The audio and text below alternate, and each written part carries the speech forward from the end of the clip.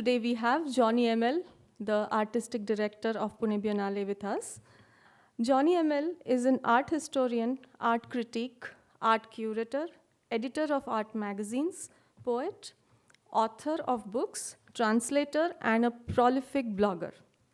Having curated several high-profile art shows and conducted art camps, he has also been part of researching contemporary art teaching practices in several small-town colleges in India. He has been founder editor of several art magazines. He was the project director of India's biggest art fair, United Art Fair 2012. Besides, he was a curator of path-breaking shows like Video Wednesdays, year-long video art project at Gallery Space, Delhi, Freedom to March, retracting the footsteps of Gandhiji from Sabarmati to Dandi, Expressions at Tihar, bringing contemporary artists and Tihar jail inmates together on an art platform, RAPE, Rape, an exclusive all-women show as a reaction to gender issues. He has collaborated with India Art Festival Mumbai and Jaipur Art Summit, Jaipur. He has also been actively writing for several print magazines like Creative Mind, Art and Deal, Art Illustrated, Cartoon Art, newspapers and weeklies in English and in Malayalam. He continues to write catalogs, books, and biographies of famous artists of our times. He maintains a blog, www.johnnyml.blogspot.com, which is a mirror of his continuous response to various issues that he addresses within the art world and the variety of other realms. So I request Johny ML to kindly preside over the stage. Mr. Bose Krishnamachari, the founder director of Kochi Musiris Biennale, presented how a Biennale could be so fabulous, so magnificent, so attractive, especially when site-specific works, site-specific installations are placed, executed, and celebrated by the local communities. Pune Biennale perhaps doesn't have that kind of budget to back it up. Still, more than Kochi Musiris Biennale or any Biennale in the world, we in Pune have the support of human minds, human energy, the positive attitude to change this city into a Biennale city. You must be remembering, Bose Krishnamachari yesterday said that the mayor of the city, the father of the city, has a particular responsibility to declare his city as the Biennale city. Though our mayor didn't declare, I'm sure that in the coming days, once the works or the activities towards the Pune Biennale really gear up, things will happen. Mayor will come, the politicians will come, and also all the influential people, including the industrialists and the press people, they will come together and support this major initiative called the Pune Biennale. And of course, we have seen, not only in newspaper, but in person, we saw how students from 100 students from 3 different fine arts colleges in Pune really creating wonder over the walls out there. So this is going to be a real wonderfully exciting artistic event, and we are all going to be a part of it. Let me tell you, I don't speak Marathi. I speak a somewhat kind of manageable Hindi. Still, I feel a part of this city. I feel part of Maharashtra. I feel part of, because I can say that if you are a writer, you have a special aptitude for language. So nowadays I can really, even if you actually try to say something against me behind my back in Marathi, I will catch you. Anyway, so now we come to our topic, site-specific art. Basically, we all know that site-specific art because we have been seeing it for a long time. Anybody who is connected to internet, like you just give this Google search site-specific art, you get a lot of different kinds of art practices, art models, art modules, different artists. And Pune art audience is not alien to or alienated from site-specific art because you last year you saw with the leadership of Dr. Kiran Shinde and also Raju Sutar, our invited guest curator, Subodh Kerkar, Rucha Kulkarni, Ashwini, all these people came together along with the artists to create some wonderful site-specific art. I went and I saw all these things, like I don't remember the forest and hills, the particular names, Chandrashringi, Parvati, and all these places. I went there and I found how artists, the young students, young artists are trying to turn even the most flimsy material, the available material into a work of art.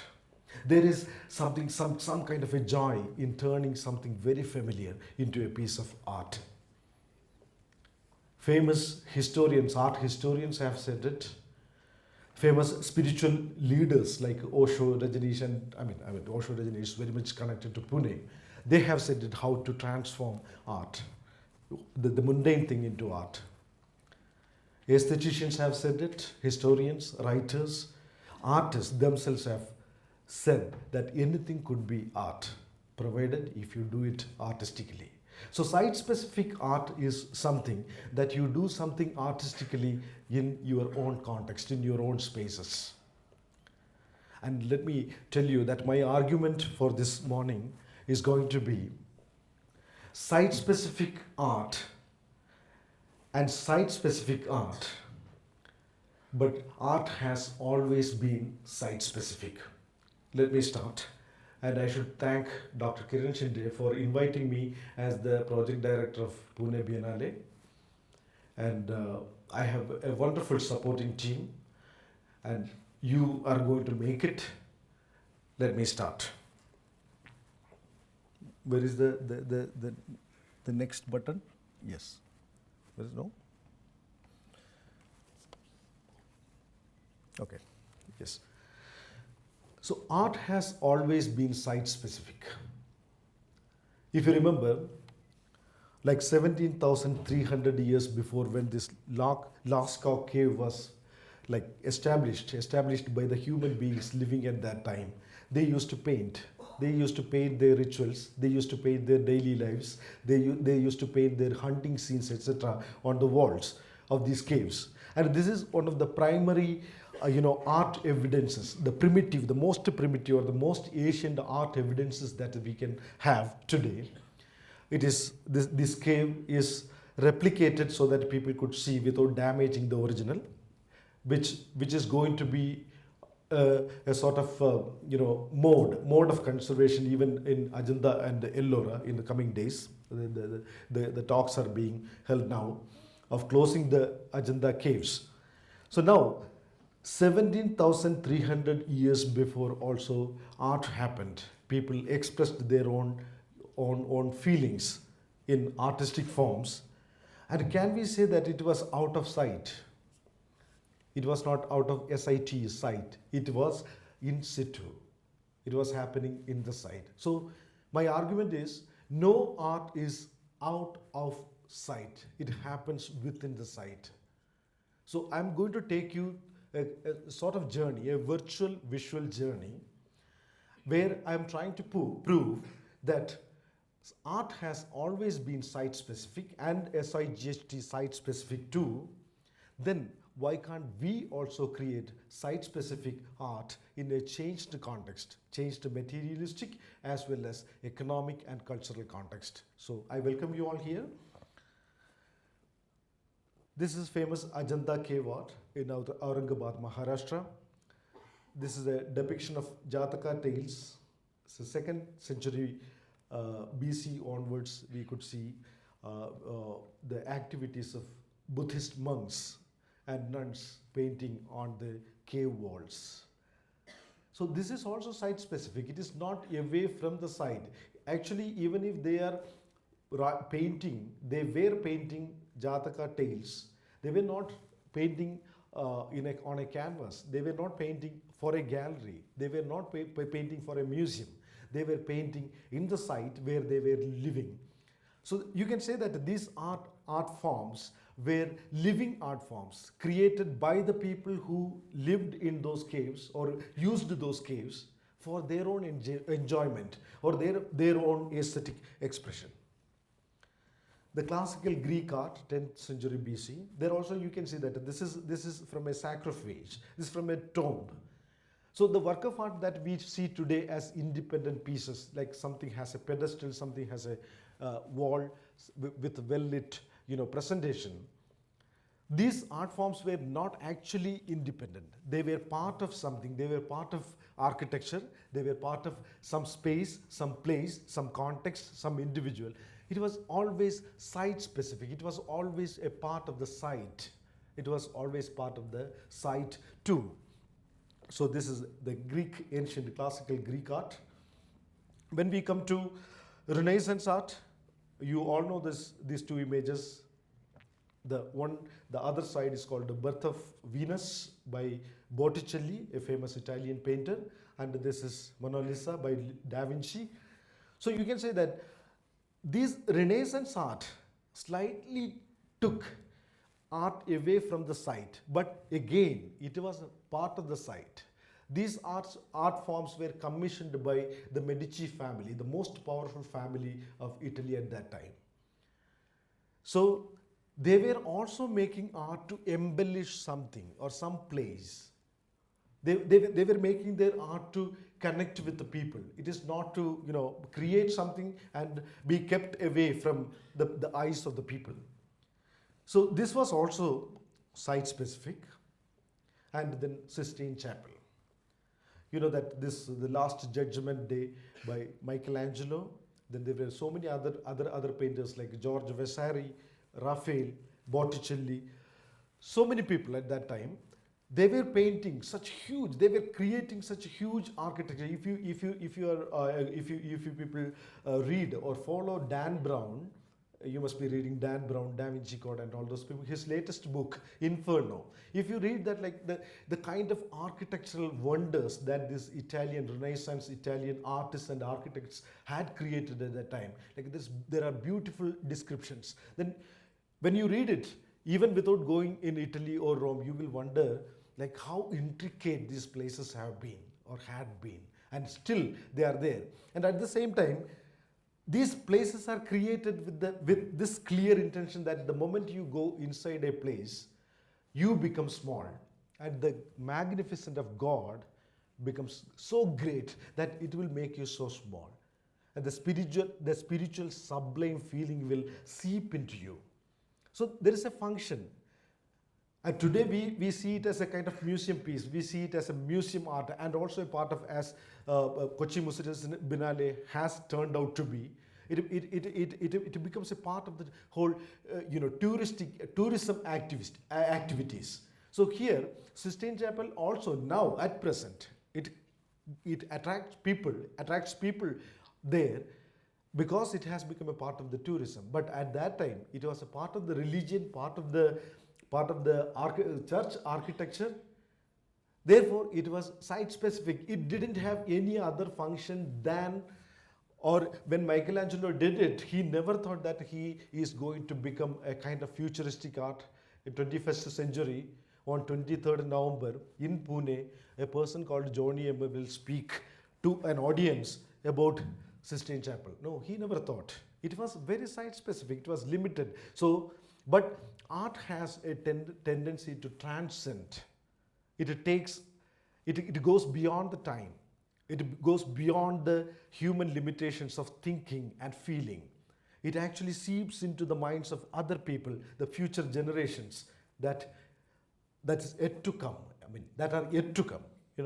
So art has this tendency to overcome the limitations of time and physicality, temporality that we call in art parlance.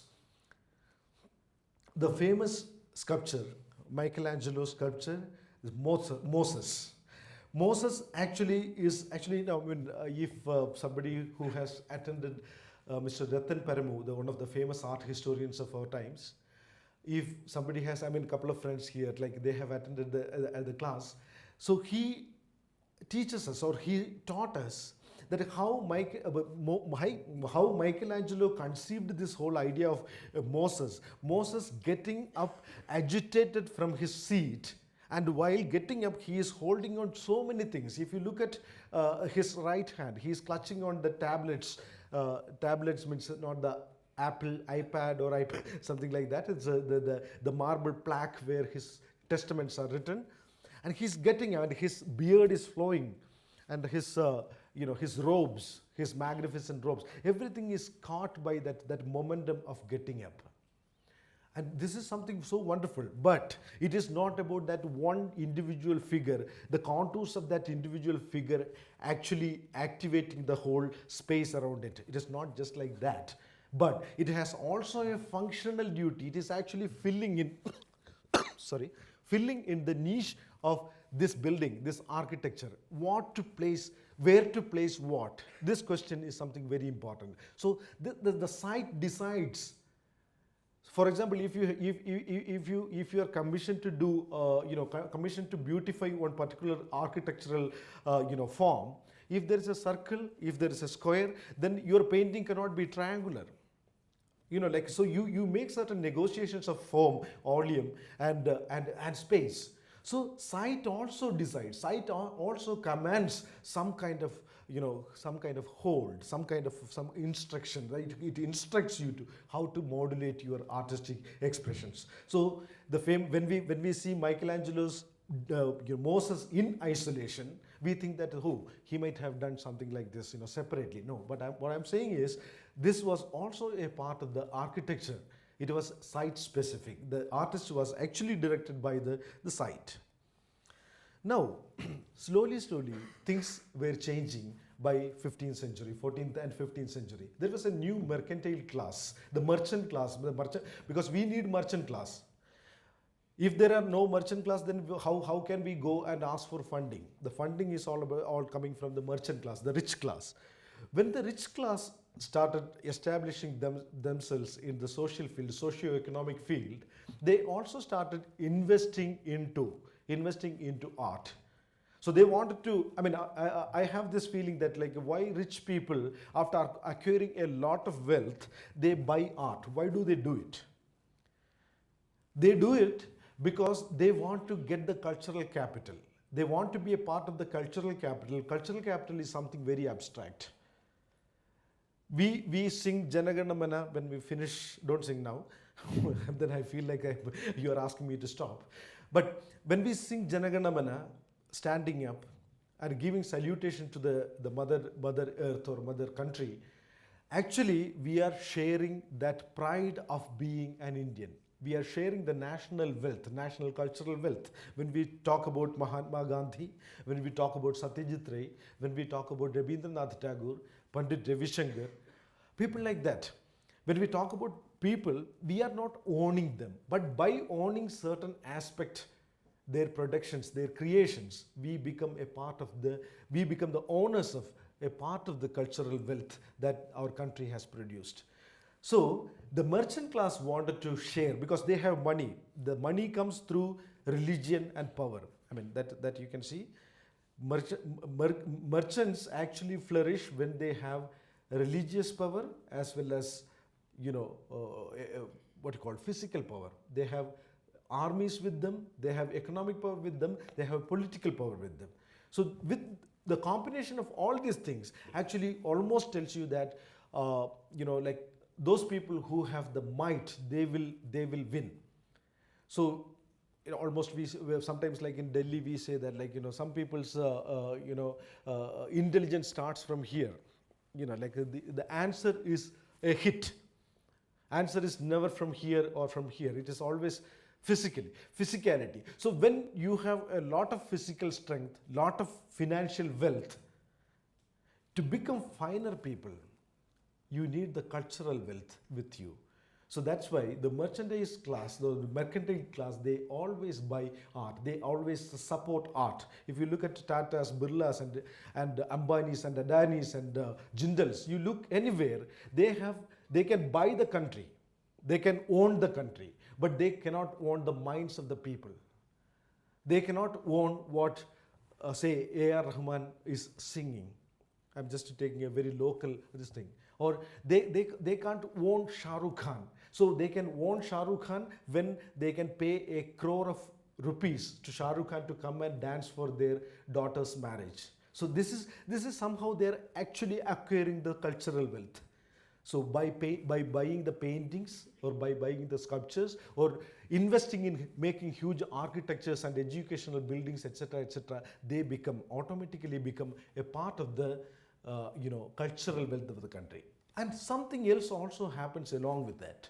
What is that? You know that just before Renaissance or till Renaissance, there used to be guild systems. There will be one master artist and all the other people. For example, you people did the mural paintings or the wall art, the street art there. There will be 1 or 2 people actually making the contours or actually making the painting, and the rest of the people fill in the colors, but together you make. You don't call it by X or Y's art, but you will call it that Abhinava Kala Vidyapeeths or Vishwakarma Vidyapeeth, whatever. You call it as the product of that school.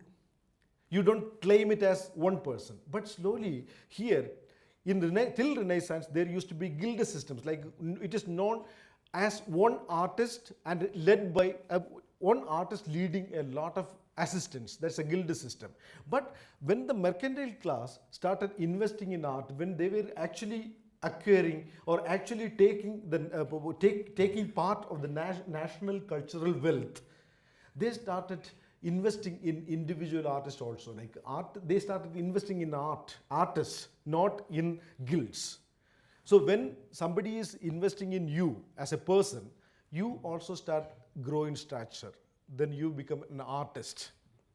So that is why in films and all you can see that how artist is portrayed. Unfortunately, in India, till recently, artists were portrayed as people with a lot of beard and the smoking, drinking, and anarchists, and all those things. But slowly it is changing. Yesterday, you might have seen how certain people who actually lead the country's art dress up. They are become rock stars in their own ways. So similarly here, Hans Holbein's work. This work is called Ambassadors. You can see that the crowded, religious connotations have been taken away from the work. In its place, you can see certain other symbolisms, other symbols coming in. You can see there is a globe. There is a globe, there is a musical instrument, there are certain scientific devices, and one kind of a contract or something this guy is holding, who is on my left. So all these things are not related to God.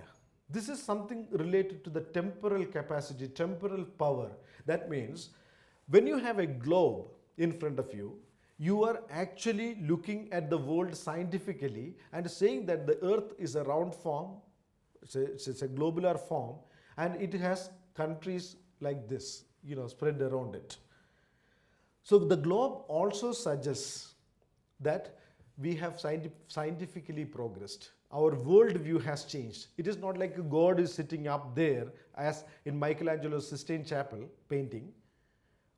God is not sitting up there, but here we are. We have this capacity to travel around the globe and control. We have scientific devices. But there is something small little, interesting thing that the artists used to incorporate. My artist friends and art historian friends know this.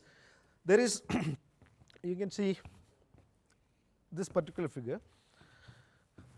If you actually, there was no in 15th century there was no photoshopping, there was no filters, there were no computers, etc. But there is a kind of software, imaginative software they have used. If you actually adjust your eyes and look at that particular image, you can see what? A skull. if you see, I mean, actually, if you analyze this painting using a computer software, you can see that it is an elongated skull. This elongated skull. As you know, like you have seen the poster of Shahid, this recent movie, like this guy is standing with holding a skull. Skull is something that has been always there in Hindu philosophy, in Greek philosophy, in Western or Eastern, Oriental or Occidental philosophies. The skull has always been something that connotes the impermanency of life, the flimsiness of life. This is the same face that you powder it up every day. You put your lipstick, you put your mascaras, you comb your hair, you keep your face so attractive. And this is the face that turns into a ruthless, horrible, horrifying skull. So even if you are making yourself so vainglorious by making yourself beautiful and presenting yourself as the most beautiful person on the earth, behind it, when these flesh and this flesh and the skin, this blood, everything is eaten away by the worms, what remains is the skull, which constantly reminds you of death. Death means the flimsiness of life. So, even in this acquiring of the world or holding the whole power over the world, they are reminded. This work is titled The Ambassadors. Ambassadors means the people who go elsewhere as the representatives of one country, means like the powerful country. So they have acquired the world, they have achieved the world, they have attained the wealth of the world, but they are reminded of this particular death. So here, my point is not explaining this work semiotically or symbolically. My effort is to say that for the first time, art started coming away from the sight. It has become something on the canvas which could be kept inside the wealthy people's, drawing rooms or bedrooms, something to be enjoyed in private moments or privately. Then happened this industrial revolution. The landscape changes. When till yesterday there were no huge, the smoke towers. But suddenly, when industrial revolution happened, the landscape started, getting a different feel, because it is like you can think that when there was no electricity, when there was no electricity supply, there were no electric poles. But when there is electric poles, the landscape changes. So the landscape changed with this arrival of the factories. It speeded up everything. See, the working place, the working conditions changed. Can you identify this image? This is a generic image, perhaps.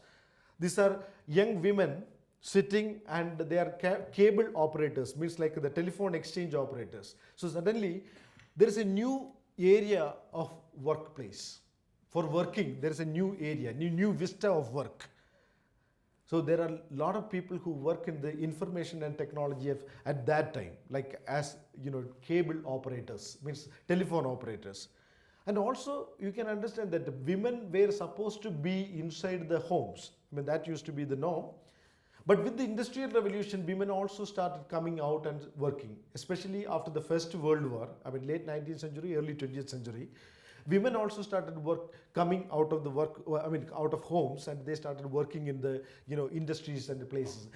Depending on where they work and how much they travel, how much they commute between their homes and workplaces, their dress code started changing. They used to wear fabulous, like in Victorian novels, and you used to say that corset and huge, embroidered skirts and blouses, etc., etc.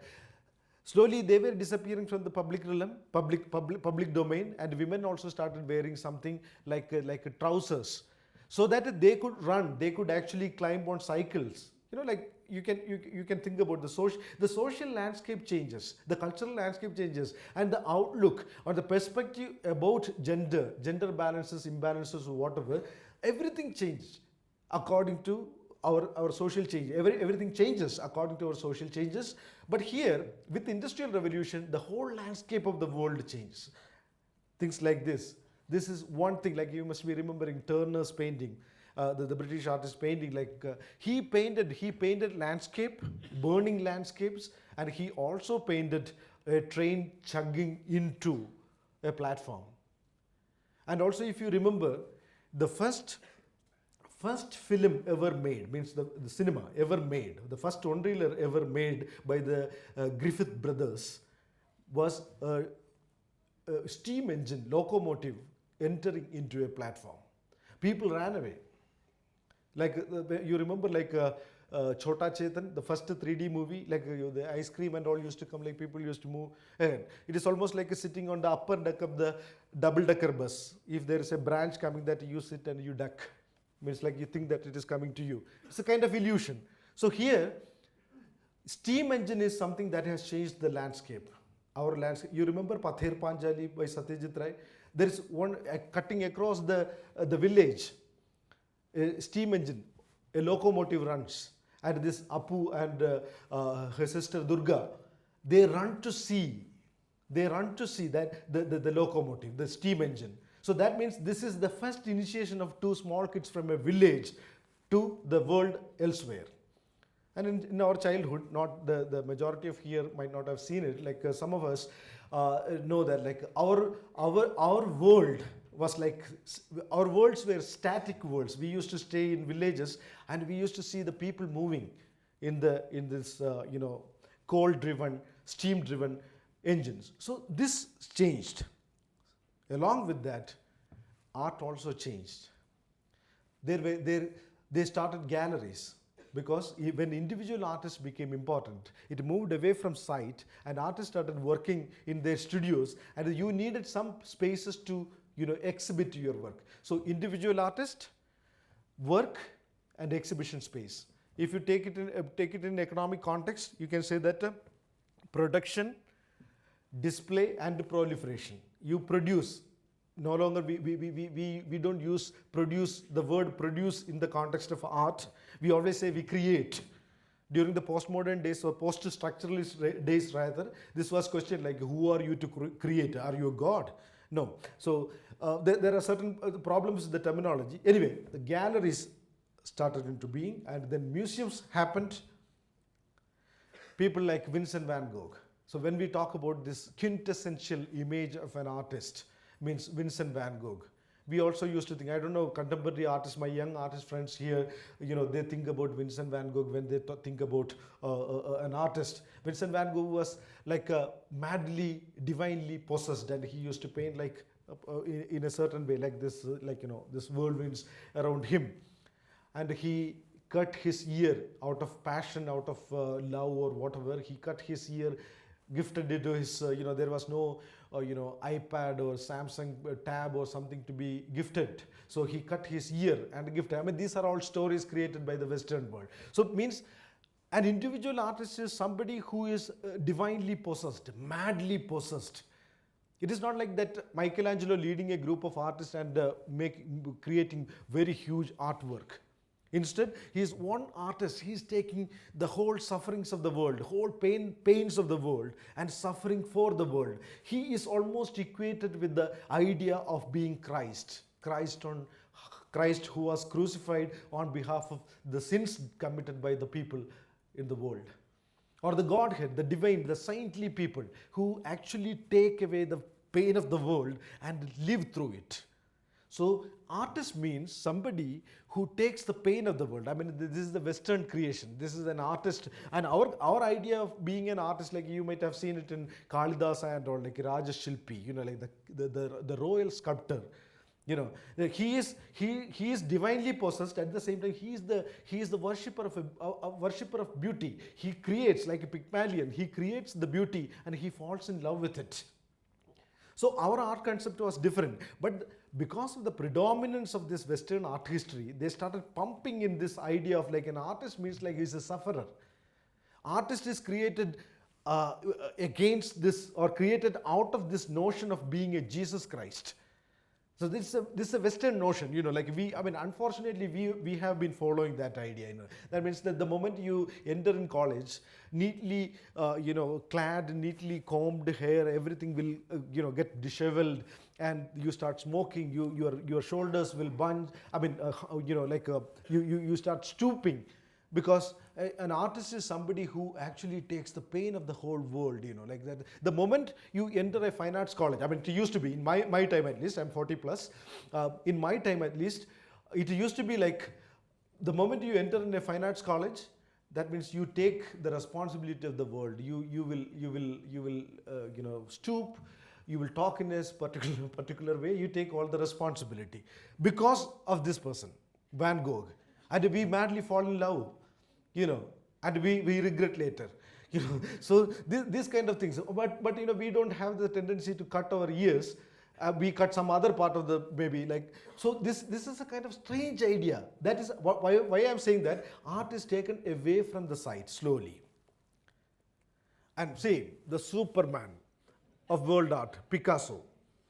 Pablo Picasso is so prolific. I mean, I'm not criticizing Picasso. He was fantastic. Like our MF Hussain, he was fantastic. I mean, he could make art out of anything. He sees only art. Once Michelangelo said that, how do you make a work of art? Somebody asked.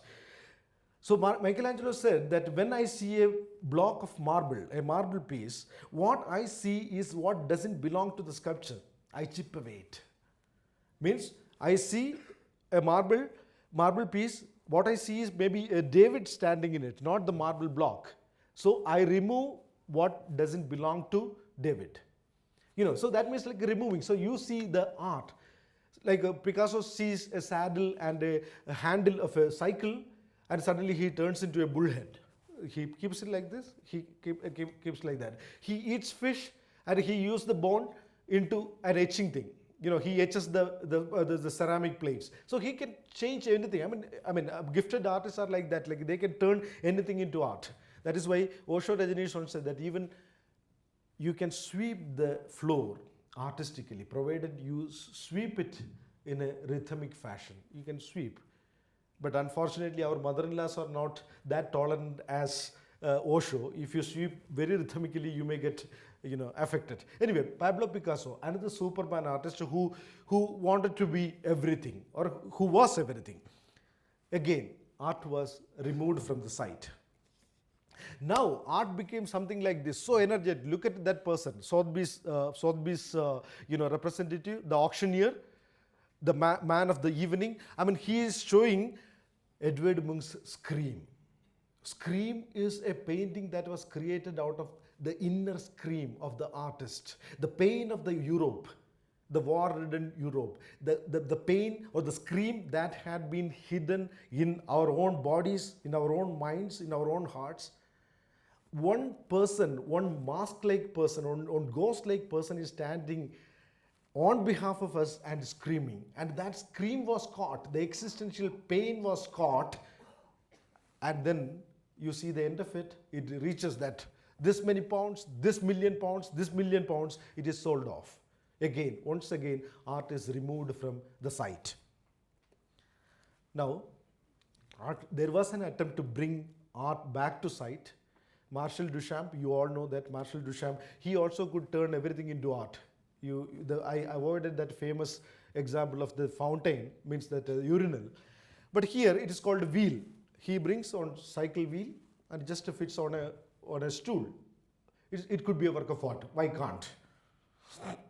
So this was an effort. Actually, I would say that this was an effort to counter this.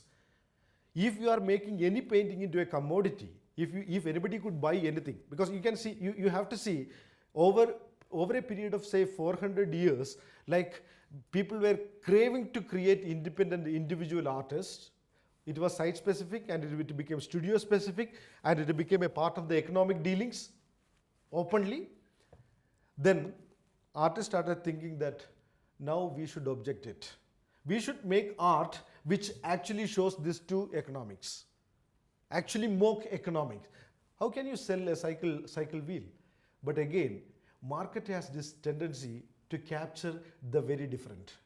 Market success means you should be different. Be different. Means anything. If you look at Che Guevara is one of the most beloved revolutionary icon all over the world. The Bolivian revolutionary, the Cuban revolutionary Che Guevara. I mean, you know that most of the young boys and girls wear Che Guevara. Today, Che Guevara is everywhere.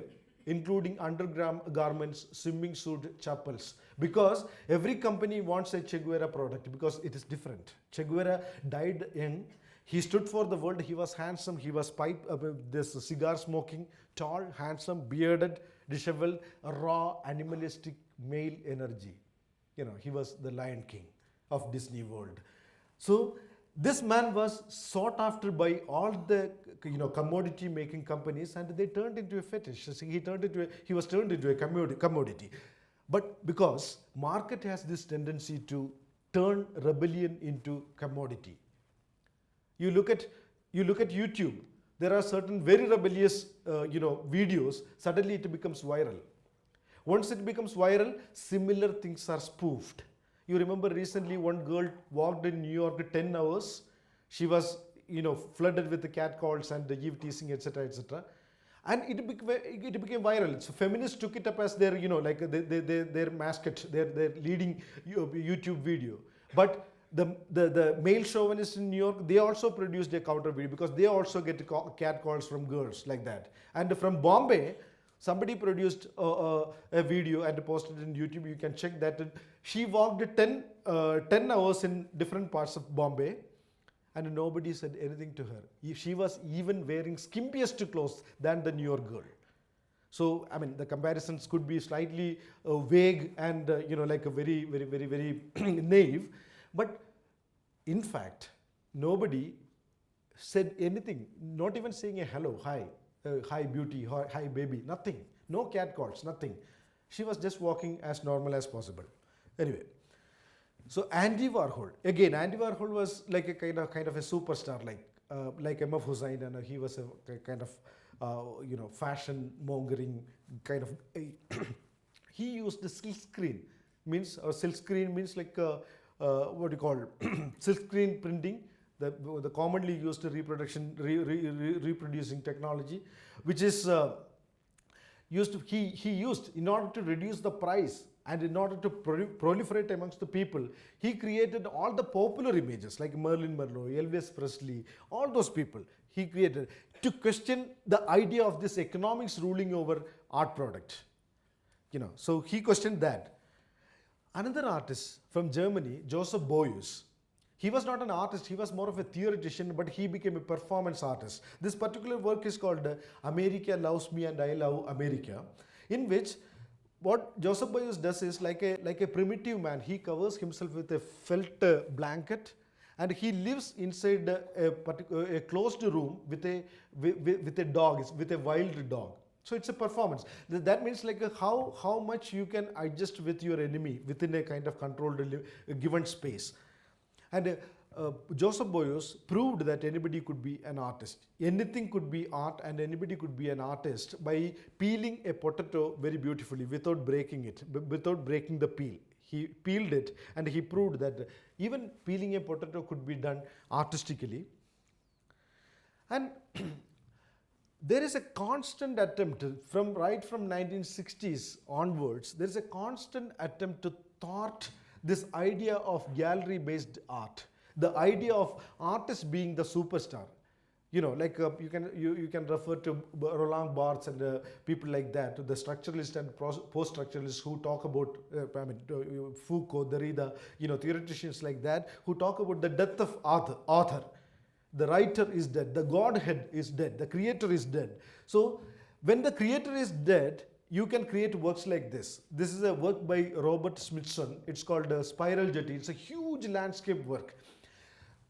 This is actually, this could be seen only from the bird's point of view, bird's eye view, from up. So this is a landscape actually created. He must have used bulldozers to actually create, the JCBs to create this shape, and this photograph. So who can own this? No gallery can own this, no buyer can own this, no Saatchi, no Listen, no Gagosian. Nobody can own this particular work. So this kind of site-specific art started coming back. This is people's art, because people can actually go into it. People can enjoy it because without much mediation, without much interference or interference of the galleries or middlemen.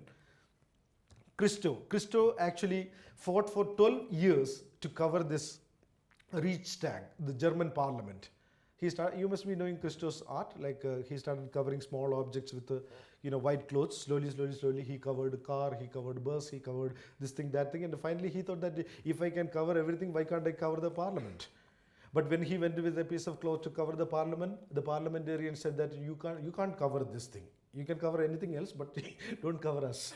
So he fought for 12 years, legal battle, huge legal battle, and this much big document is published on the battle along with this thing. And when it was covered, people celebrated because it became like, something. It is like I'm an Aam Aadmi Party movement. Something happened, Feminists started taking this idea of taking art away from the economic aspect of buying and selling and creating, for a particular powered public or powered individuals or powered group of people. Anna Mendieta, an artist, a feminist artist, actually she started occupying spaces depending on the available material. So she covers herself with the mud and she stands like this. Again, she could lie down like this and she can grow, lilies over her like a dead body. She can leave that space and add some red pigments. As women, you can, you can read so many connotations of violence, of social violence, of physical changes.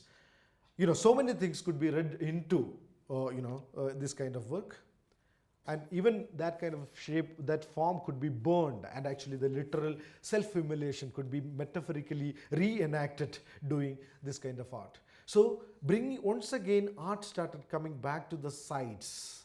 It could become spectacle, at the same time it could happen in particular site.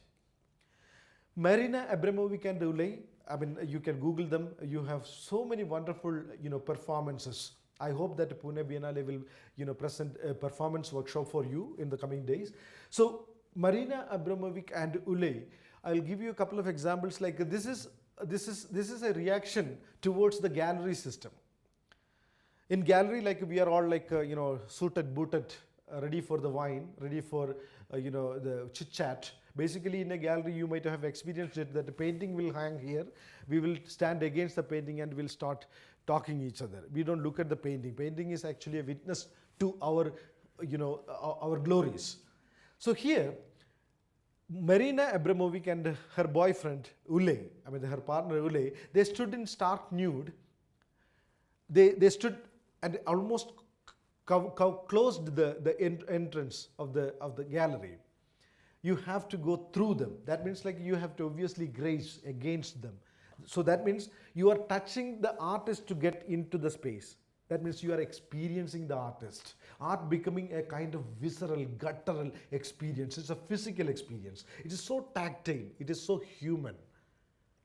So people got really, like shocked by this aspect. Like, how can, because the first thing is like, how can you touch somebody? Is it an art? Later on, Marina Abramovic did a lot of performances in the world, and actually that inspired a lot of feminists, not only feminist artists, generally performance artists also. Like in one of her performances, she kept around 64 torturing implements like pins, safety pins, whatever pins, stapler pins, knives, scissors, so many torturing sharp things on a stage, and she stood stark naked. She stood naked, nude, and she asked the people to pick up one of these torturing implements, sharp implements, and torture me. It means like, hurt me. Initially, people were very reluctant because we are culturally controlled people. We are robots actually, culturally controlled. Go right means like we'll go right. We don't think of going right except for two things: public peeing and spitting. If you don't spit, you'll spit. And you publicly pee, you men. And one more thing, now people started violating, that is, don't take photograph, you will take photograph. So that is because of this mobile phone and all. So initially, as culturally controlled people, culturally regulated people, the audience, the members of the audience were reluctant to touch her body with these pins and all. But slowly, it is recorded that So many people crowded around her and attacked, literally mauled her with these things. Like it became an orgy of violence. That means once let off from your particular context of control, once your cultural upbringing, cultural tuning is released, ruptured, then you can become violent animals. She proved it. So similarly, so many, and like Ule and Marina Abramovic sat on two chairs, started slapping each other. One slap here, like they started slapping each other. Finally, it became so violent to that level that the audience interfered. No, no, no, you can't. You should respect us. We, the society, the respectable society, sit here.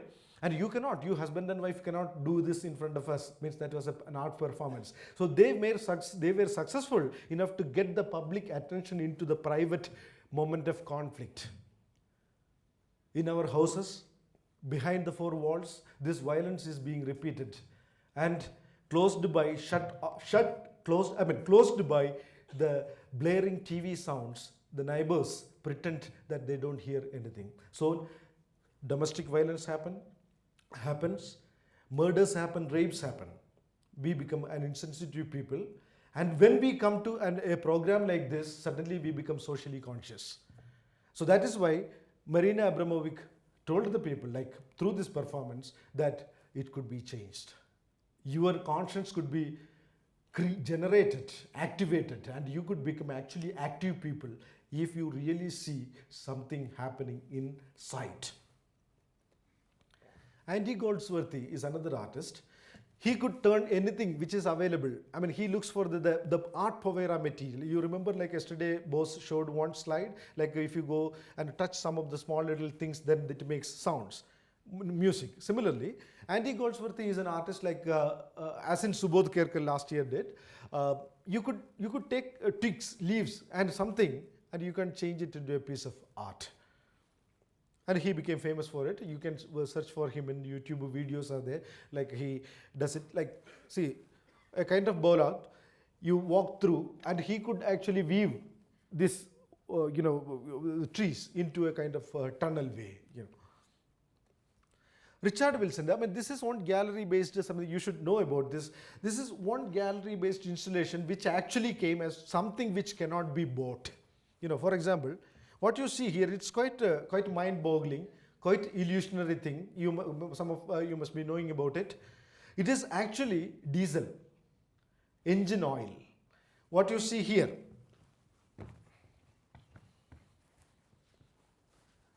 and this particular area, this particular hollow where this artist is standing is the only hollow area. This is a kind of a ramp which he is going into, and the rest is still surface of engine oil. What you see is that a pure reflection. So once you enter the gallery, you lose the sight. You lose the idea of the space and volume and even time. You don't know where exactly you are standing because everything is reflected in multiple dimensions. So this installation came as one of the attempts to thought this idea of getting it into another space. Means this is a one-off thing. But our market is much more skillful. Like they could do anything. Even if they do Richard Wilson kind of an art or Jeff Koons kind of an art. Like see, Jeff Koons is an artist, American artist who does all the popular images in a huge way. Bronze, painted bronze. This is a bronze sculpture painted Michael Jackson and his monkey. So even if you do something very lampooning sort of thing, something which is quite shaking your idea about collectible art, market will take it. That is our tendency. Anish Kapoor's work, like this is a huge mound of wax, maybe as big as this portion of the auditorium, and there's a small, shaving, what you call it, some kind of a device which moves very slowly, and it shaves off the surface of that wax. So this could be site specific on the one hand, and it cannot be site specific on the other hand.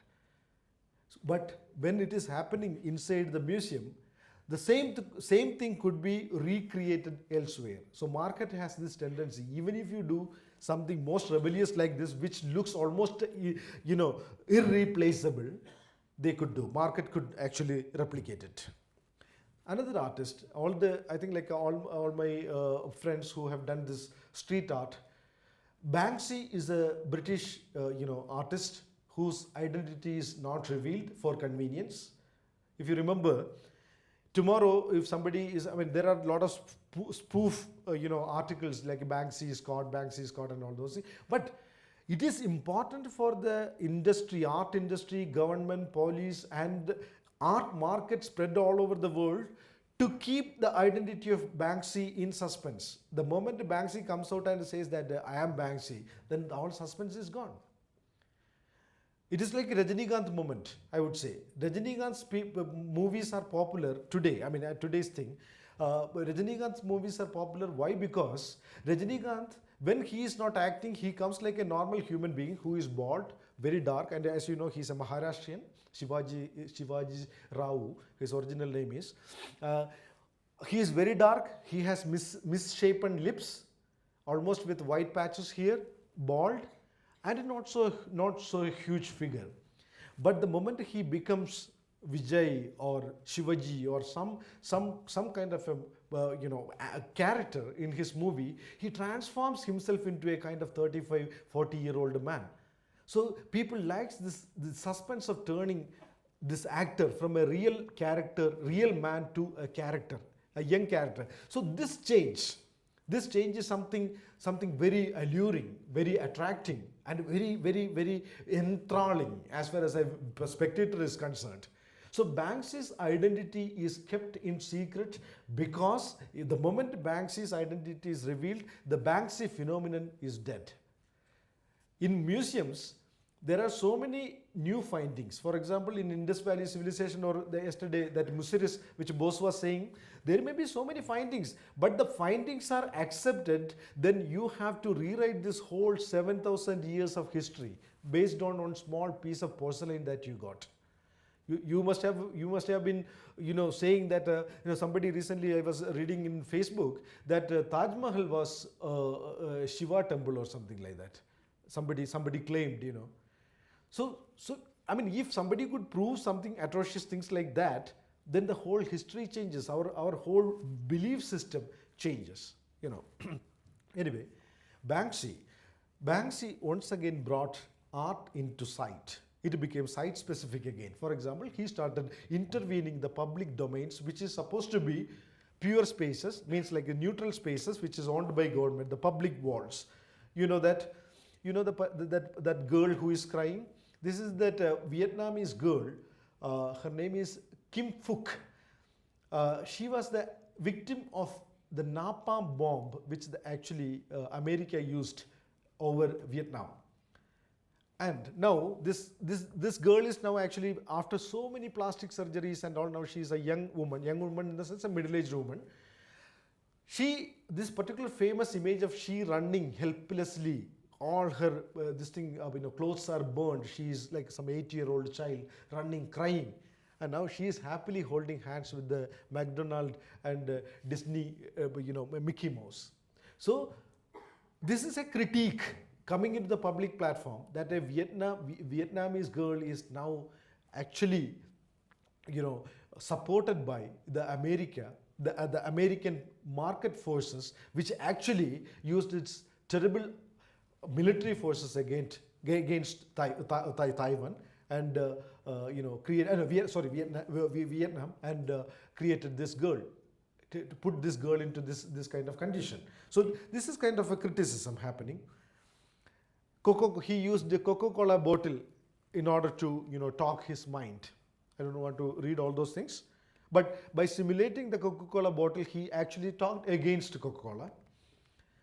It's a work attributed to Banksy. Like you can see that the hugely obese American couple sitting on a third world country where rickshaws, and a small child is pulling these two fat people, and they are taking the picture of that child. So this is almost like, I cannot look at the poverty of these people, so please roll up that window of the car. Means there are people like that, you can't, you're so sympathetic to the street children that you don't even want to see them, roll up the dark glasses of the car. So similarly, like American couple on a holiday trip, they are so full of charity. They are ready to do anything. They are actually helping this child because the child could earn a few dollars, but this is the kind of imbalanced situation, the kind of irony, this kind of conflict that our country is going through. I mean, our world is going through in the post-liberalization or the post-global economic scenario. So, which Banksy comments upon. Now, installations were here also. Performance art were here also. In site-specific art were in India also. Imam Hussain was one of the greatest performers of any time. Like, he used to paint horses. You might have seen it in videos and articles. In Art Povera time in 60s, 70s, there was another artist in Italy, Piero Manzoni. What he used to do is like he used to sign. Suppose if you want to buy my painting, actually come, I will sign you. So you become my living work of art. So it is lampooning. It was a kind of mocking of the signature value of the artist. Because if it is Picasso's signature should be there. So more than a work of art, the signature becomes important. V.S. Gaitonde, Tayyab Mehta. Even if a small piece of paper, then today if there is a signature by V.S. Gaitonde, then it worth a few lakhs. It could be a small piece of paper. So this is a signature value, the originality of the artist. So Piero Manzoni was like actively questioning this idea of signing. So he created the work of art or the living person as a site of his work. That means he signs that. Also he created the artist's breath, means he actually exhaled into a bottle, a jar, and closed it, and he presented in he exhibited in a big exhibition, artist breath. Artist shit means he collected a piece of shit and kept it like. So many people, many radical artists, performance artists like Inder Salim Tiku and all, they emulate this kind of activities. So this kind of installation practices, site-specific practices, radical interventionist art practices were there.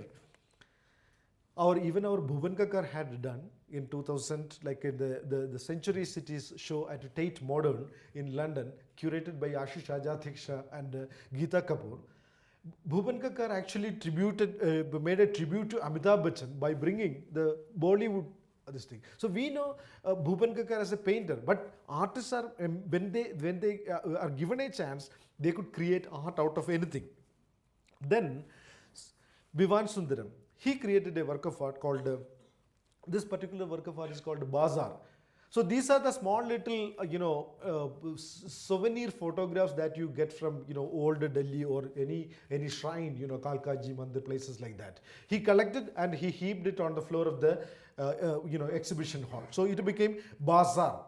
So what is actually, it's a quite Duchampian, as you know, like it's quite a Duchampian take, nothing new, but his idea was to intervene in the so-called bazaar, art bazaar. Then these artists were actually taken to be very serious and very, mention-worthy artists. Like they should be discussed, whenever we talk about installation art or site-specific art, etc. But people, Aam Aadmi started questioning this.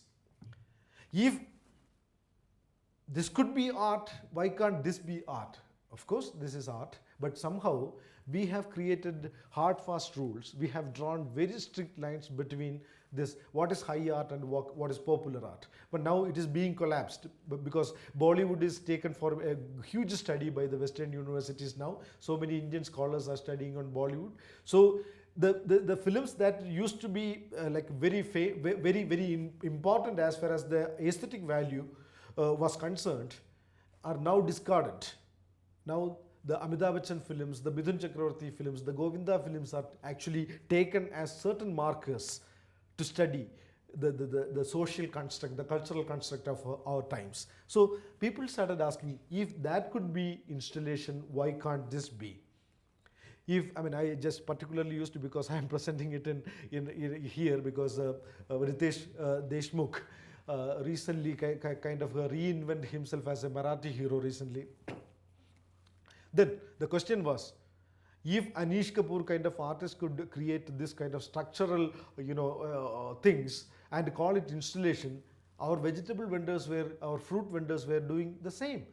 So people started, I mean, people in the sense in the popular discourse, the popular cultural discourse, people started questioning this, why can't these be installation?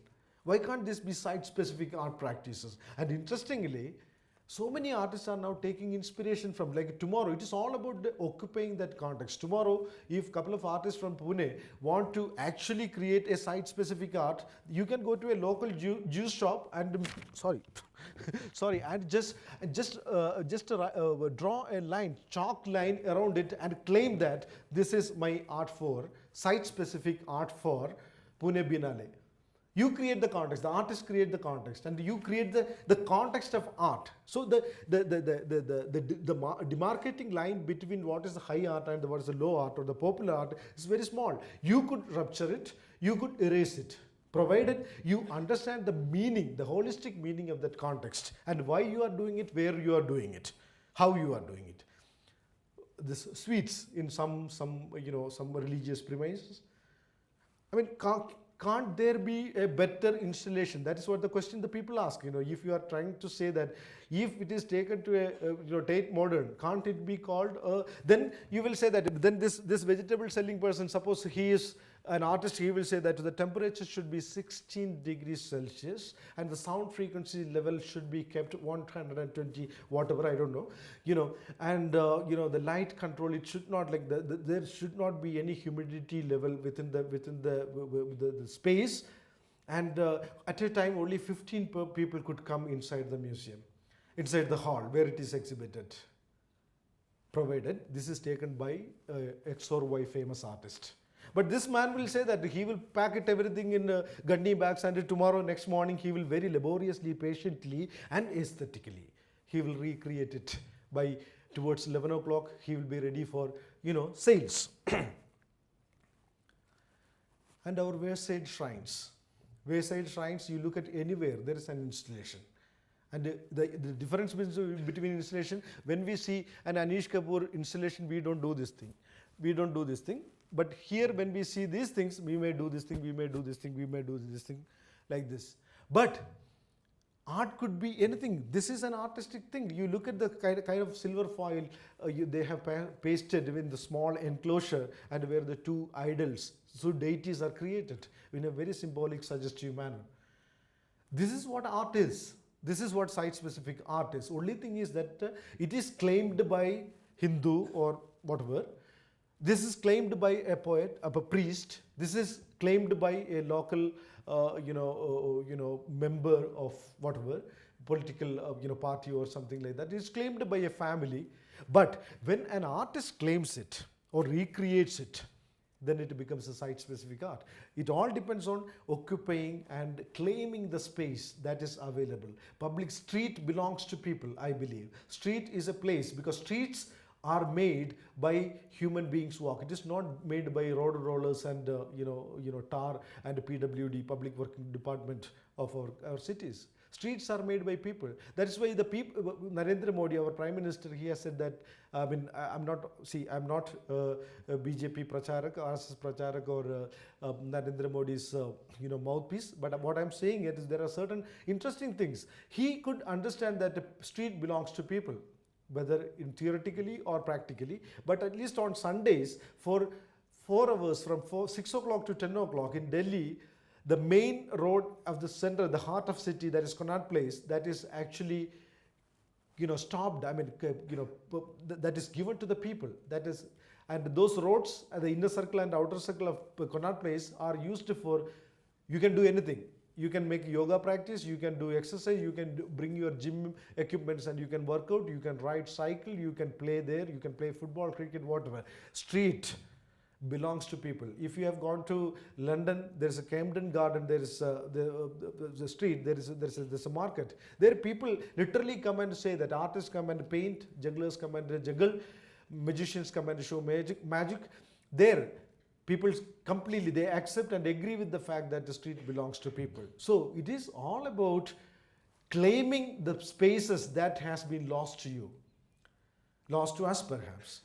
Like these are places, this Sambhajirao Park, or this at present the river cart, the riverfront, which Pune Biennale is taking as its location of work, location of installations. There, these places you can reclaim, you can beautify, you can claim it, and you can say that, like, we proudly announce that this place is occupied by me, but not by force, but by aesthetics, not by arrogance, but by aesthetic, artistic humility, not by high speech, but by symbolism.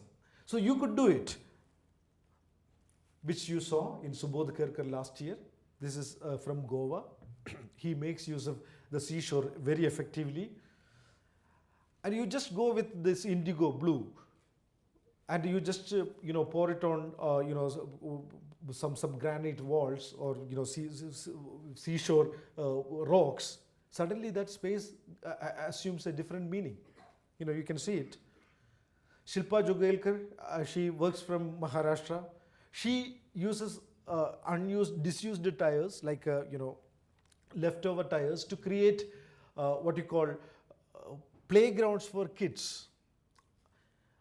So this is something really interesting, like a space could be reactivated in a different way. You don't need crores of rupees, lakhs of rupees to create a children's park. You can use certain reusable materials, and provided you are doing it with a vision, you are doing it with your artistic ability to integrate the material and space. This is Shilpa Jogailkar working. These bamboo pieces are used for, like, children wants to climb these places, like now. This is one project that I curated in Daman, in Silvassa actually, Sandarbh workshop. This artist, his name is Jinson Joseph.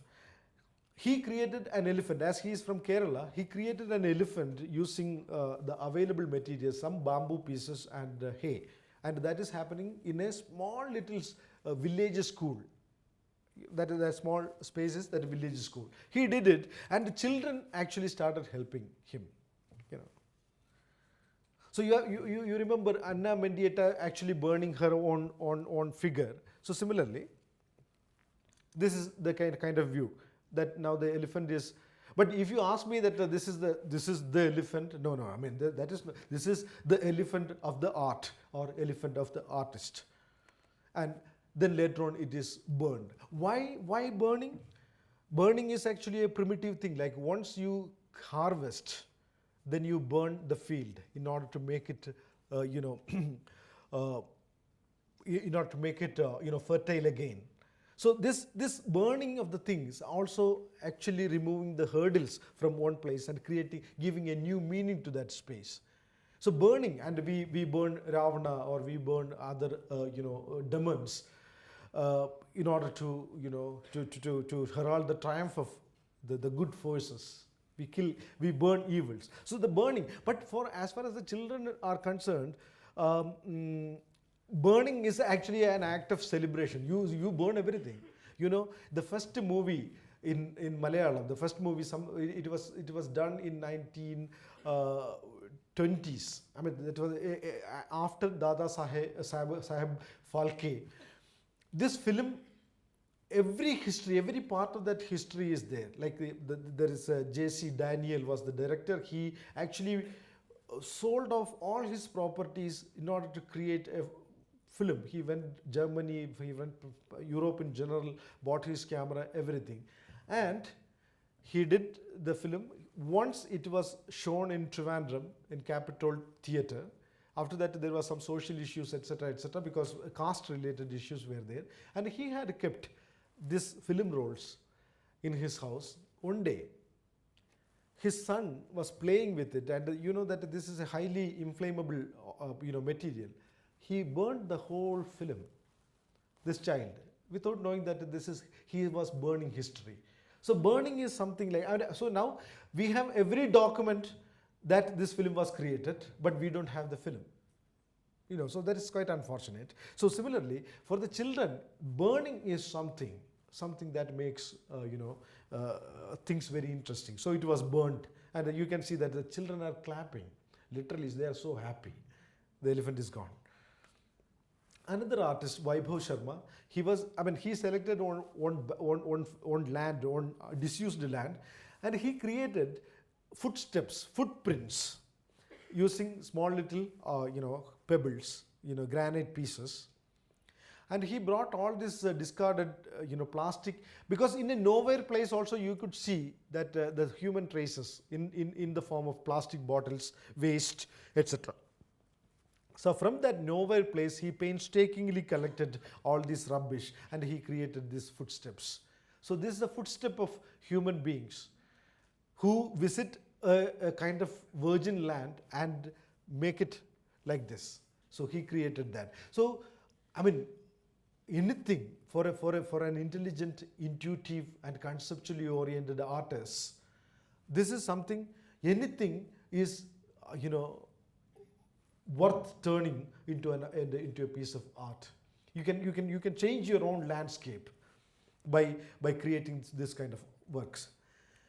Anil Tambai is another artist, young artist who is living in Baroda, and he selected this place. This is it was a long wall. Actually, on the one side there is a factory land, on the other side there is a forest land. Semi-forest land. You can see this was a wall.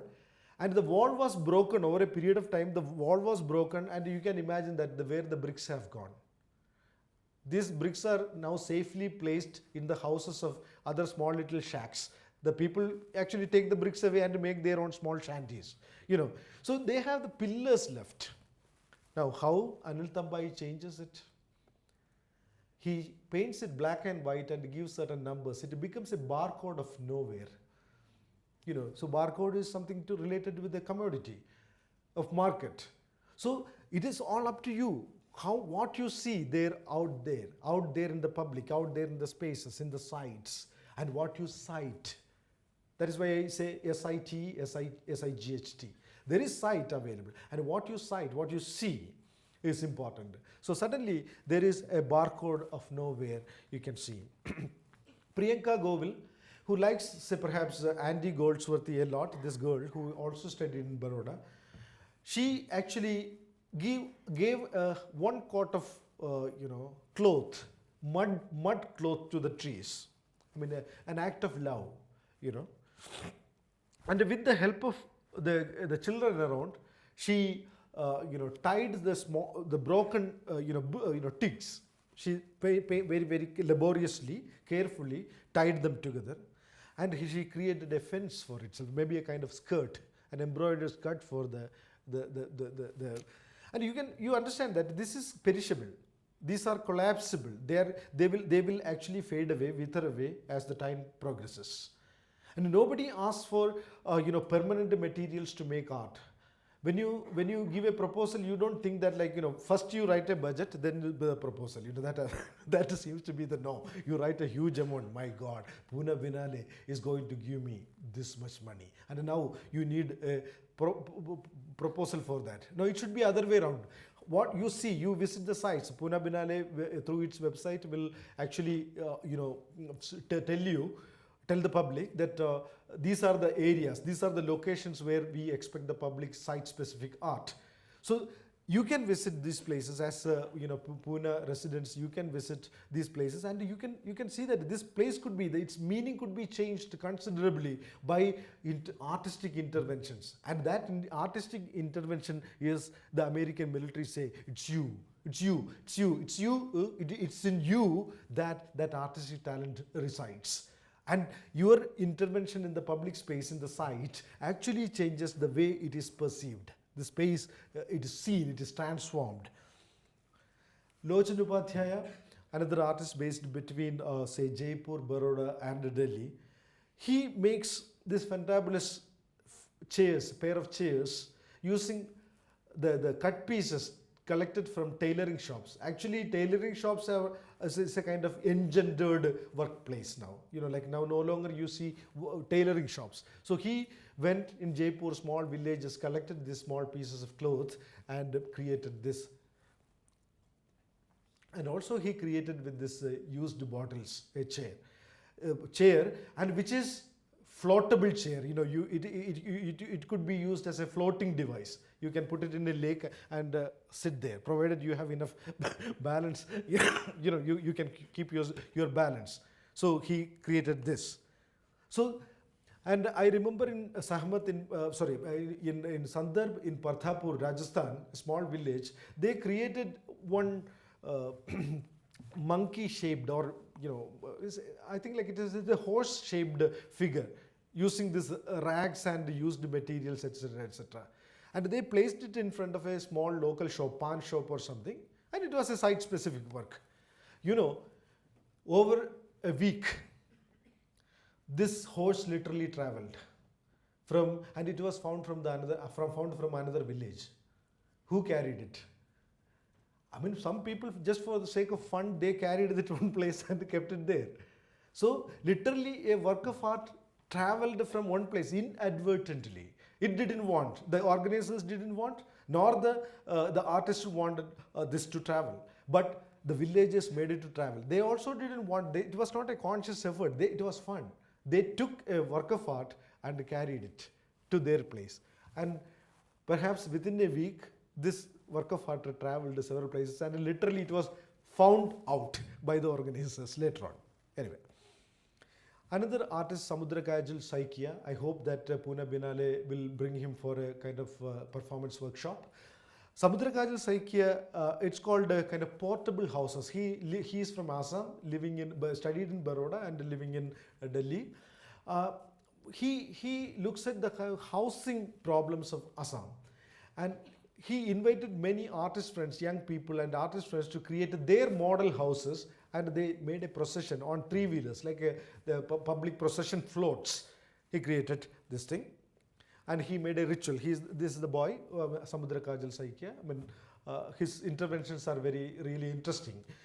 So he took these houses into the river front, the Brahmaputra front, and like made some rituals, etc., etc. So it was a successful performance.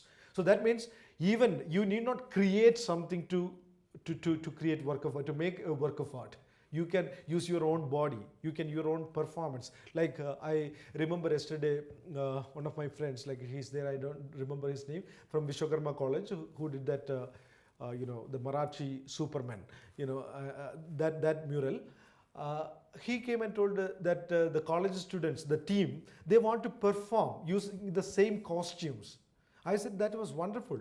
Actually, by I think coming weekend, you are planning to perform that thing. So, see, that was just a precursor program, a street art program. Now, how the artists themselves are taking that whole project into their hands, how they're transforming the space.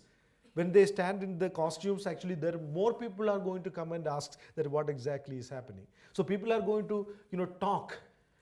The artists are going to talk to people. They are talking to. Yesterday, one person came and asked me, like, "Kya ho raha hai?" So Pune Biennale means like he doesn't have any clue what is the Pune Biennale. So it was not intelligent from my side to explain that what Pune Biennale is. Come on, bhai baitho. Like I am going to give you a lecture on Pune Biennale. No. Instead, I told him that kuch kala ho raha hai. Means in my limited language power, I was telling him that. Then he was so happy. Kala means like something is happening. See, a city which is familiar in seeing a lot of political processions, Ganesh Chaturthi, Ganesh procession, a city famous for its own creating public spectacles, cannot avoid looking at the subtler versions of individual aesthetics, subtle ways of turning public spaces into artistic spaces. And the city cannot turn a blind eye on how it's established as well as unestablished artists' friends, turning the city into a vibrant space where aesthetic speaks rather than political hatred. So we have the power to transform this space. So similarly, you can use your bodies, and as I said, even a work of art could be created very deliberately by walking on a space repeatedly for a month or so. If you walk on a grassland continuously, a small pathway will be formed. That is what Richard Lang did in 1960s. As a conceptual artist, by negating everything, no money, no market, nothing, no work of art, no tangible work of art, nothing, He can create work of art right there on the earth. What he did, every morning he walked on a straight line. So after some time, that straight line became actually traced. Click the photograph, that became art. Then if you walk horizontally, then there will be horizontal. By walking, he can create this thing. Then he started collecting pebbles. He started collecting small flat granite pieces and creating lines, circles, squares, geometrical forms. So those things became in situ work of art. So anything can be turned into an art, provided you have the ability to see the public spaces, protected spaces, gated spaces, enclosed spaces, enclaved spaces. By force of your aesthetics and vision, turn them into work of art, throbbing with life and meaning. And I welcome to you to do this thing in the coming days. Thank you.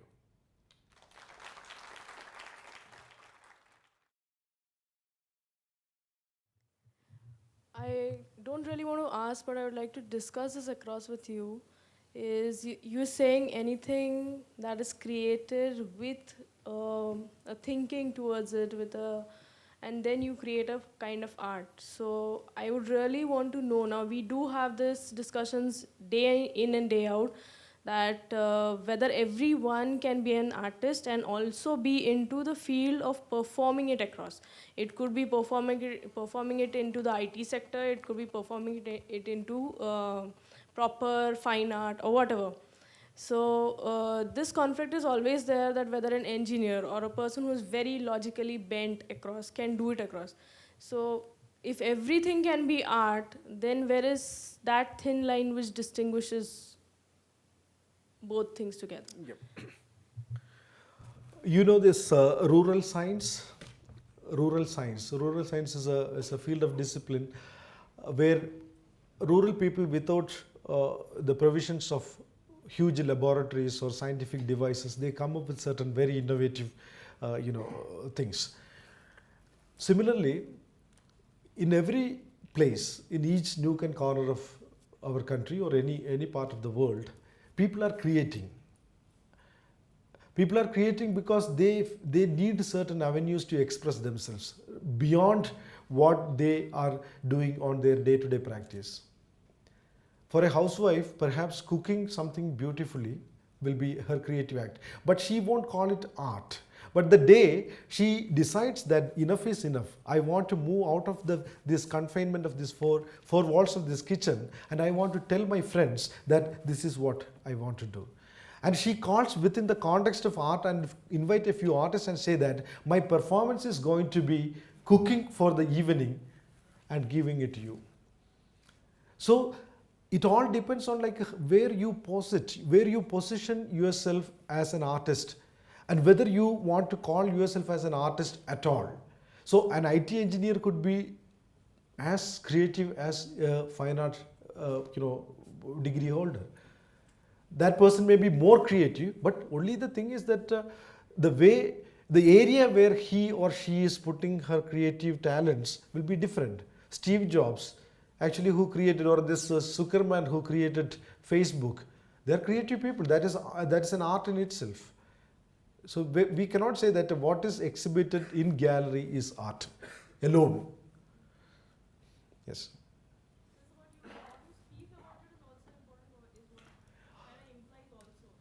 Yeah, I mean, if your words and deeds go hand in hand, it is good. Some people like to make conceptual art practice more of talk than the actual work of art. But you will be seen through, because if art is something very transparent, and people are terribly knowledgeable. They cannot. We consider always that jo serial dekhe baithte. No, they are very sharp. When they see something, if the context is made clear, they can see through whether it has a meaning or not. Especially, I could see a lot of like gasping sound yesterday when Bose was presenting some of the works, because you even didn't thought that could be transformed into that. So it all depends on like how exactly your intention and the image that you created for that intention are connected or not. Otherwise, people will say that, like some people will say put one dot And to justify that dot, they will write one full catalog. So that kind of art, like in the long run, it's not going to stay. Yeah. I think like you engage with your city, engage with the spaces that you see around, and make intervention. Intervention in the sense like not to prove a point actually. In fact, I mean, I used to falsely believe at some stage in my younger days, much younger days, I would say, that like proving a point, disproving somebody was the function of art. Actually, it is no longer that for me. I mean, expressing yourself to its maximum effect. That is very important, because I have never been trained in public speaking or something like that. But when over a period of time you fine tune yourself, because you feel the urgency to communicate, you feel the need to understand your audience. That's why I asked for light, because I want to see your faces. So that's very important. Like you need to resolve, you need to intervene and say that this is what I want to say. I mean, you get an award or not, you get a mention in the newspaper, or you get a plaque from the organizers. No, nothing is important. You say that I want to do it. That's what I'm saying. Like writing the budget first and the project later is not the right way to approach it. And there is another question. I mean, let me ask this question to myself and I'll try to answer, because you may say that like most of the works, most of the public interventions, most of the site-specific art has already been done, means elsewhere, somewhere. But if you are doing and if you are finding some resonances of it elsewhere, which is already done in 1998 or something like that, you need not worry about that. The only thing is that it is a sort of butterfly effect, that you receive the same vibes from elsewhere after this much time, or your mind became prepared to respond to a particular situation in that particular moment, not in 1998. 1998 you were busy with something else. Why should you actually address that? Because we all have our own individual responsibilities and orientations. But now we are prepared. It is not that, see, in an image saturated world, that means like every day we see thousands of images. In an image saturated world, it is very difficult to come up with something really original, because some reference somewhere, especially in the post-liberalized world, with all these internet facilities for communicating instantly with your friends and people all over the world, it is difficult to say that like that person sitting in the US experiencing something entirely different from what we are doing here. It cannot be, because the malls, the eating joints, the kind of communication devices, the kind of YouTubes, the kind of music, everything, we are sharing a kind of common place. Only thing is that there is a cultural construct that actually shaped our being. That being always comes into play when new things come to you, whether it is right or wrong, the ethical issues, the black and white. But there is a gray area where you create without actually addressing these issues directly. And in that gray area, nobody can question you, because that is that absolutely belongs to you and I. So once you create something there, then if afterwards you find that somebody else had done it, it's fine. It's absolutely fine. Nobody is going to say that like you have copied it. Even if you have copied, then if you have valid reasons to substantiate, to justify your copying, then it stands, because it's a quote, it's a visual quote. If you look at Atul Dodia's work, you must be knowing, Atul Dodia heavily quotes Picasso and Raja Ravi Verma and all, then we can say that it's a plagiarism. No, it's not plagiarism, it's a visual quotation. That is why we say that when you plagiarize with acknowledgement, it is research, and when you don't acknowledge, it is plagiarism. So an artist also could be an intelligent researcher. He could or she could accommodate these visual references, these ideations in place, and say that yes, I know. And also there is some kind of a pride and happiness in saying that yes, I know. You are talking about Andy Goldsworthy. I know. So the person who comes like this will go like, she knows it. So it's all about claiming the space. So, and remember that we have lost the space. We have lost the space, so it is time to reclaim. So today when the riverfront is given to you, naturally you can say that till yesterday you were not able to go and sit there because it is dirty. When today you are reclaiming and you are saying that, sir, to the mayor or to the concerned authorities, when you say that, sir, we want this space. And as artists, you don't need to pay a huge tax to say that you are eligible to get that space. No, your creative ability itself is enough. And there is a huge interface, huge platform as Pune Biennale to create. And this apart from the projects that we have received for implementing as a part of Biennale. I think like you many of the students, like you can really come up with interesting interventions during the Biennale time. Thank you, Johny, for a wonderful presentation. See, one thing I would like to say is it's all about conditioning, I suppose. Yep. So let's do something before the cement concrete sets. So the conditioning is not permanent. It's just the orientation we need to change. We are here available for you to discuss. I know there are a lot of questions which will take some time to surface, and we both are here to answer those questions individually even. So please feel free to contact us. Thank you very much for coming.